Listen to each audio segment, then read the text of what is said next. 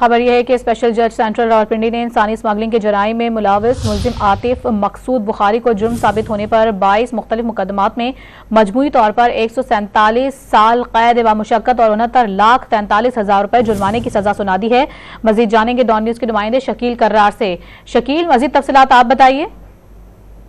बिल्कुल, एफआईए के तर्जुमान के मुताबिक ये मुल्जिम है, उसके खिलाफ मजबूत तौर पर मुख्तलिफ रावलपिंडी में 22 मुकदमा दर्ज थे और आतिफ मकसूद बुखारी मुल्जिम को आज स्पेशल जज सेंट्रल रावलपिंडी की अदालत ने 147 साल कैद बामुशक्कत और तकरीबन 70 लाख रुपए जुर्माने की सजा भी सुनाई है। और इस हवाले से तर्जुमान के मुताबिक सब इंस्पेक्टर जुबैर कमाल की सरबराही में एफआई की टीम ने मुल्जिम को गिरफ्तार किया था और 22 मुकदमात में इसको अदालत में पेश करते रहे हैं और तमाम दलाइल मुकम्मल होने के बाद आज स्पेशल जज सेंट्रल रावलपिंडी ने जो है वो सजा सुनाई है और मुल्जिम जो है वो 147 साल कैद उसको दी गई है। जी, बहुत शुक्रिया आपका।